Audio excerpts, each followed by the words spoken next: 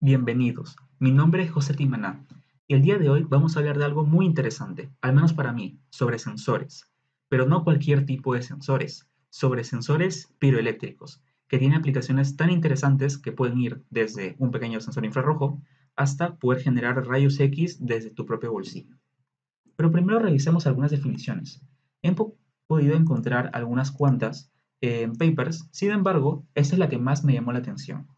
Un fenómeno piroeléctrico es una manifestación de la dependencia de la temperatura de la polarización espontánea de ciertos sólidos, que pueden ser agregados monocristalinos o policristalinos. Cuando la temperatura del material aumenta ligeramente, la polarización eléctrica del material cambia, y el voltaje se puede medir entre ciertas caras de la muestra piroeléctrica. Por el contrario, si la temperatura del material se reduce en la misma cantidad, las mismas magnitudes de polarización y voltaje se encuentran, pero con los signos invertidos. Repasemos un poco lo que acabamos de aprender. Hay un cambio continuo uniforme en la temperatura. Este nos genera una variación en la polaridad, lo cual producirá un voltaje temporal que finalmente se traduce en electricidad. Aquí tenemos un esquemático un poco representativo de lo que acabamos de conversar. Tenemos en negro al material piroeléctrico, el cual se encuentra polarizado, con una parte positiva y una parte negativa. A este le vamos a añadir dos franjas grises que van a representar electrodos. Y bueno, ahora tenemos un capacitor piroeléctrico. Ahora, ¿qué pasaría si nosotros le conectamos un cable? Pues bueno, ya tenemos lo que buscábamos, corriente. Y esto nos va a permitir poder crear nuestros sensores en base a la variación de temperatura. Aquí tenemos algunas imágenes tal vez un poco más representativas de lo que acabamos de ver. Por un lado, sabemos que si la diferencia de temperatura y la tasa de cambio de la temperatura con respecto al tiempo es igual a cero, no va a haber una variación en la polaridad, ni tampoco en la geometría de este cristal que utilizaremos como material piroeléctrico, por lo cual no se generará corriente. Sin embargo, si la temperatura aumenta o disminuye, va a haber una variación de esto, y esto generará una corriente en uno u otro sentido. El material predilecto para esto, y uno de los más conocidos, es el titanato circonato de plomo, también conocido como PZT.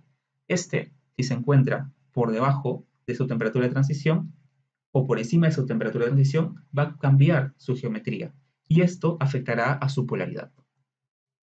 Aquí podemos encontrar una definición tal vez algo más amigable. Podemos definir a la piroelectricidad como la respuesta eléctrica de un aislante dieléctrico a un cambio de temperatura. Ahí observamos al coeficiente piroeléctrico, el cual se puede escribir como la tasa de cambio en el vector de polarización con respecto a la temperatura, tal como se observa en la fórmula. Pero José, ¿esto no es termoelectricidad? Bueno, aprendamos a diferenciarlos. La piroelectricidad produce un voltaje temporal, el cual se va a dar debido a un cambio uniforme de la temperatura. ¿A qué nos referimos con uniforme? Bueno, que todo el material o se calienta o se enfría. Sin embargo, en la termoelectricidad se produce un voltaje permanente. Hay un cambio no uniforme de temperatura, porque la diferencia de temperatura entre los extremos del material va a ser, bueno, como se dice, diferente. Un lado va a estar caliente y el otro va a estar frío, por lo cual se tiene un voltaje permanente. Ahora, para poder hablar un poco sobre los tipos, tenemos que saber qué es un material dieléctrico y cómo este puede ser parte de un material piroeléctrico. Tipos. Para poder clasificarlos, debemos conocer qué tipo de material puede ser un piroeléctrico, la forma y el tipos. Para poder clasificarlos, necesitamos conocer qué materiales pueden ser piroeléctricos. En este caso, la propiedad inherente de los piroeléctricos es que estos sean asimétricos. Solo 20 clases de cristales tienen una estructura simétrica, de los cuales 10 cuentan con un único eje polar y polarización espontánea, lo cual los caracteriza como materiales piroeléctricos. Aquí presento algunas tablas comparando los materiales que pueden formar parte de piroeléctricos, piezoeléctricos y también comparando su centro simétrico. En este caso son sistemas cristalinos. Aquí se observan algunos materiales que se pueden utilizar. Como verán, se describen a grandes rasgos sus características, ya que estas son muy importantes para poder luego aplicarlos en el desarrollo de dispositivos. Dentro de sus aplicaciones más conocidas se encuentran los sensores de radiación infrarroja, Se pueden clasificar generalmente en una de dos clases. La primera es como detector de fotones, en los cuales el proceso de absorción de radiación produce directamente un efecto medible mediante la generación de fotoelectrones o pares de portadores de carga en un fotoconductor, o también como detectores térmicos, que también se consideran detectores ópticos indirectos, porque primero convierten la radiación incidente absorbida en calor, produciendo así un efecto medible a través del pirovoltaje, termovoltaje o resistencia. Un detector piroeléctrico es básicamente un condensador, cuyo vector de polarización espontánea está orientado normal al plano de los electrodos, como se puede ver en la imagen. La radiación incidente absorbida por el material piroeléctrico se convierte en calor, lo que da como resultado una variación de temperatura delta de T, o diferencial de T, y por lo tanto cambia la magnitud de la polarización espontánea. Los cambios de polarización alteran la carga superficial de los electrodos. Para mantener la neutralidad, las cargas se expulsan de la superficie, lo que da como resultado una corriente piroeléctrica en el circuito externo, lo que habíamos observado anteriormente.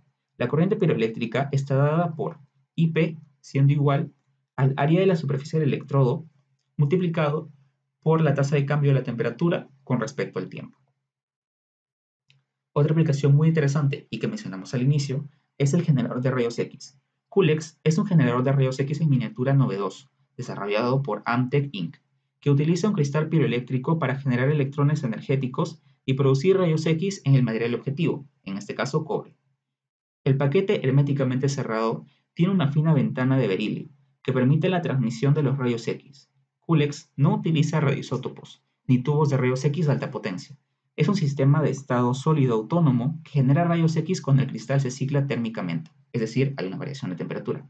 Cuando se calienta, un cristal piroeléctrico exhibe una disminución espontánea de polarización. Por lo tanto, a medida que aumenta la temperatura, se desarrolla un campo eléctrico a través del cristal, para la orientación específica del cristal en la cara Z, apuntando al objetivo. La superficie superior del cristal se carga positivamente y atrae a los electrones del gas de baja presión en el ambiente. A medida que los electrones impactan en la superficie del cristal, y bueno, esto es lo importante, producen rayos X característicos de tantalio, así como rayos X de Bremsstrahlung.